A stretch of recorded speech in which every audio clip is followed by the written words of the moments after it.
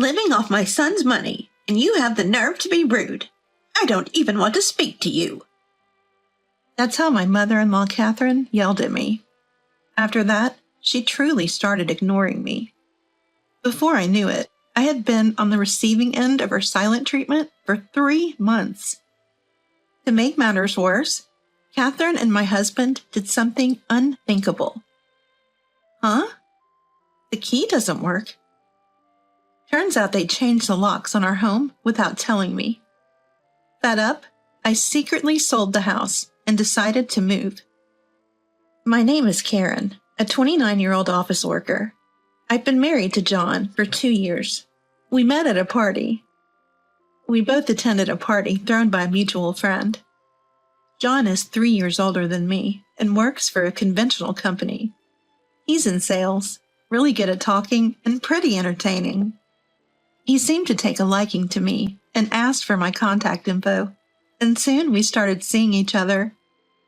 He was incredibly fun to be around, and I found myself increasingly attracted to him. After a while, he confessed his feelings, and we became a couple. We dated smoothly for about 1.5 years before he proposed. "I can't imagine a life without you, Karen. Will you marry me?" He popped the question at a fancy restaurant with a beautiful night view, offering me a ring. Even if it was cliché, I loved it and immediately said yes. And so we got married. We had our family meeting, went through our ceremony, and everything was perfect. Many of our coworkers and friends attended the wedding, making it a really happy occasion. After our honeymoon, we started living together. Both of us work, so we split household chores to balance our responsibilities. John used to live at home and had helped Catherine with cooking, so he was good at household tasks. Moreover, he's an excellent cook, and his homemade meals are delicious. On days off, we go out on dates and spend a lot of wonderful time together. I truly believe I'm lucky to have married him. 2 years into our marriage, we're still madly in love and living a happy life. But that doesn't mean everything is perfect. The problem is Catherine. From the first time we met, she seemed cold toward me. The issue apparently was my educational background. "Oh, you graduated from a rather low-level college. I can't trust people who didn't work hard in school." That's how Catherine belittled me. Sure, my college wasn't top tier, but I chose it not for its prestige, but for the courses it offered that I was interested in. I don't judge people based on their educational level, and frankly, I think it's irrelevant once you're out in the real world. So I was shocked when Catherine mocked me for my education.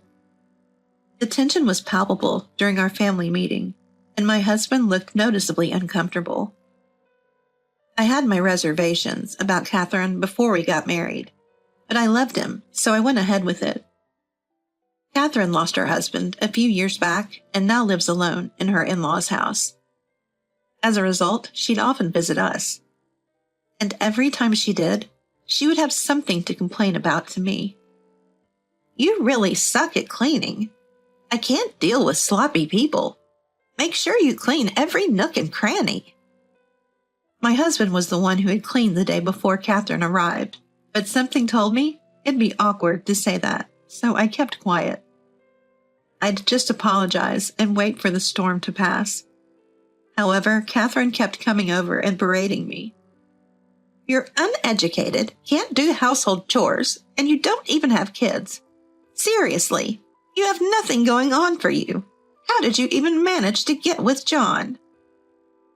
Her words were a real blow, especially when I was already feeling down.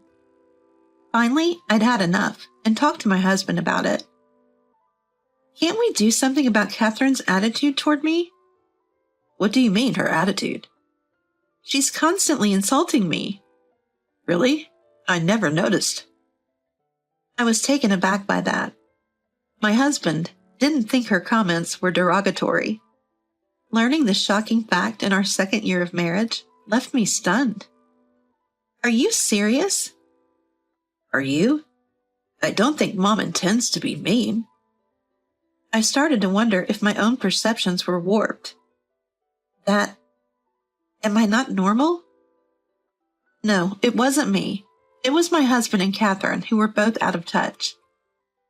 That thought festered, along with my growing distrust for my husband.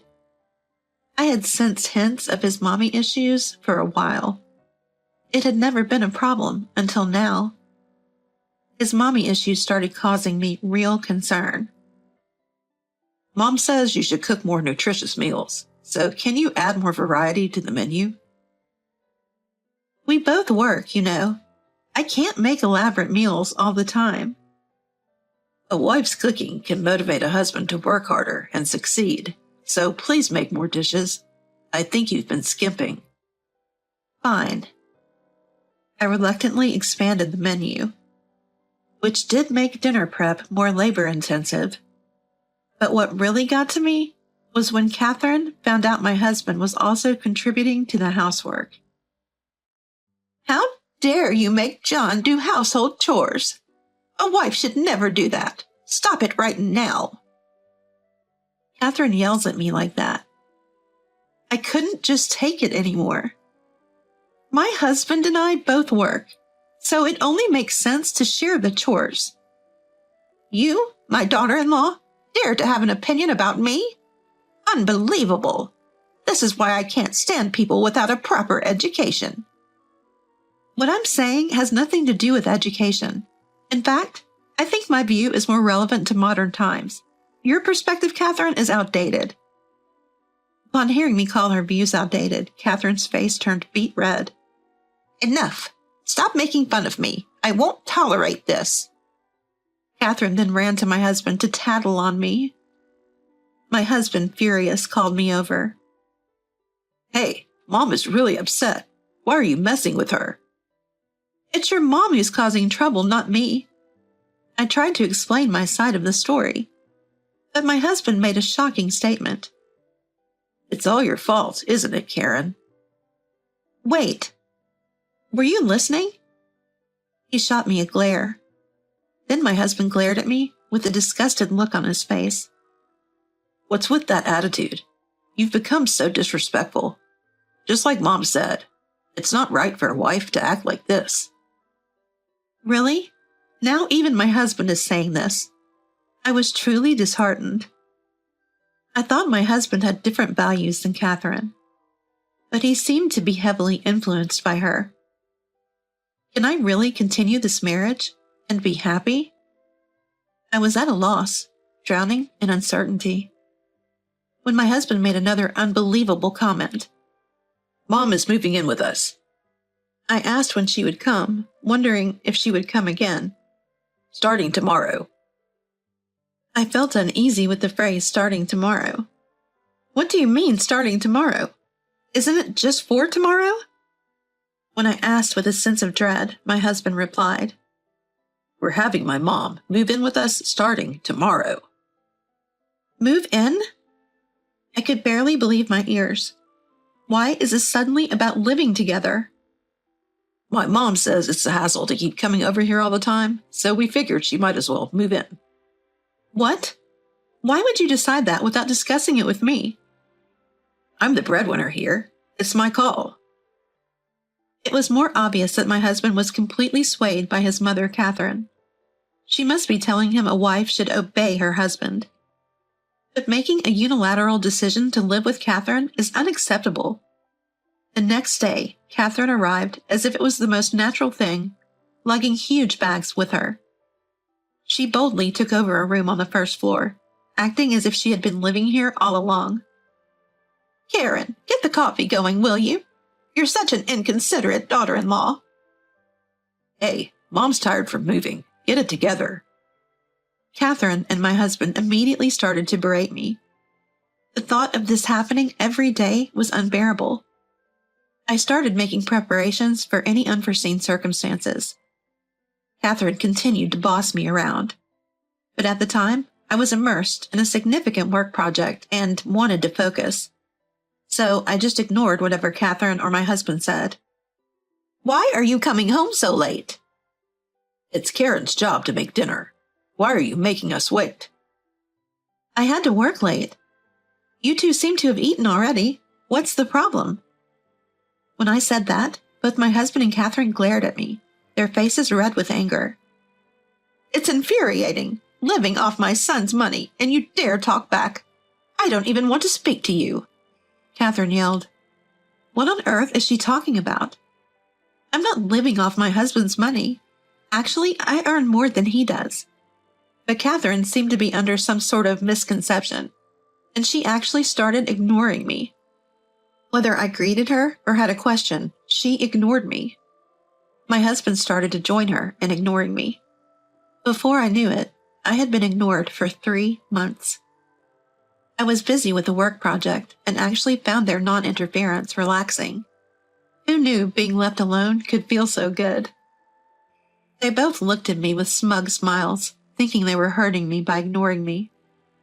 I saw no harm in letting them believe that, even making a show of being subdued and downcast. But as my project reached its climax, I had to work even more overtime. And working together as a team, we finally completed the project. Towards the end, I was so focused that I had completely forgotten about Catherine and my husband.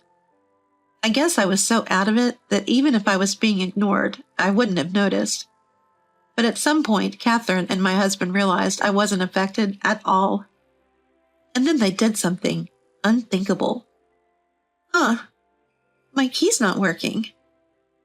No matter how many times I tried, the key I had wouldn't fit into the lock. Turns out, they'd changed the locks without telling me. As I was desperately trying to get in, I heard Catherine and my husband talking inside. Is that a burglar? Ha ha ha! But we're home alone, so it can't be a break-in, right? Maybe it's trespassing. Yeah, maybe we should call the cops. They were loudly laughing and talking. I couldn't believe it. They had taken it this far. That was the last straw. I secretly decided to sell the house and move. Actually, this house was a family home my parents had left to me when they retired to the countryside last year. So I had every right to sell it.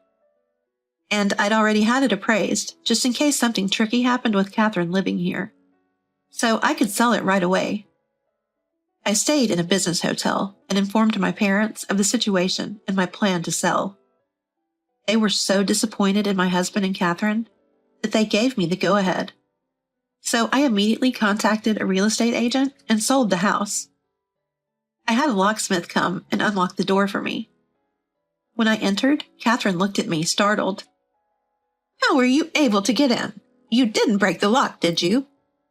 It was Catherine's voice, one I never wanted to hear again. Ignoring her yells, I started packing my stuff. Hey, say something. I'll call the police for trespassing. I continued with my plans to leave without paying her any mind. I had also brought movers with me, so they started taking away my large items.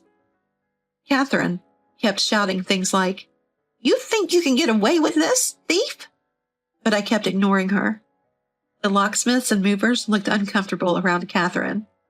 That's because I had told them she was the mother of my dementia-stricken husband and had changed the locks, mistaking my home for her own. The more she screamed, the more it looked like her condition was severe. I held back laughter and proceeded with the move efficiently. In no time, all my stuff was gone. I left the already filled-out divorce papers on the table and walked out. Catherine was yelling something, but I ignored her and left.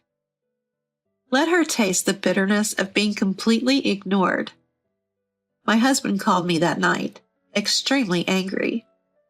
Hey, what do you think you're doing? Stealing from this house? I decided to engage my husband in a meaningful conversation. What are you talking about? I've only taken what I bought with my own money. And speaking of which, remember the house itself was passed down to me from my parents. You've been so busy impressing Catherine that you've started to believe your own lies. Ah. My husband seemed to finally remember after hearing me out. His phone was on speaker, so I also heard Catherine's voice chime in. Wait, what's going on? Good if Catherine is listening. That makes things easier. Catherine, since you're listening, perfect. I've already sold the house, so please leave immediately. Also, sign the divorce papers. If you don't agree to the divorce, I'll take this to court. Both of them were speechless at my statement. What's the matter? Giving me the silent treatment again? I don't mind, but just so you know, I will kick you out without any hesitation. I knew they weren't really ignoring me. They were just at a loss for words, but I said it anyway. As expected, my husband finally said, "Wait, please." But I ignored him and hung up. Shortly after, I initiated divorce proceedings through my lawyer. My husband quickly agreed to the divorce, likely out of fear of a court battle. Subsequently, both my ex-husband and Catherine were evicted. Though they could have afforded a decent apartment with the money from the house sale and some pensions, it turns out Catherine had been wasting money and had paid off her debts with my father-in-law's inheritance. Apparently, she continued her spendthrift ways, making my ex-husband think he could afford to buy a house. Now he's struggling, trying to pay off the debt Catherine accrued.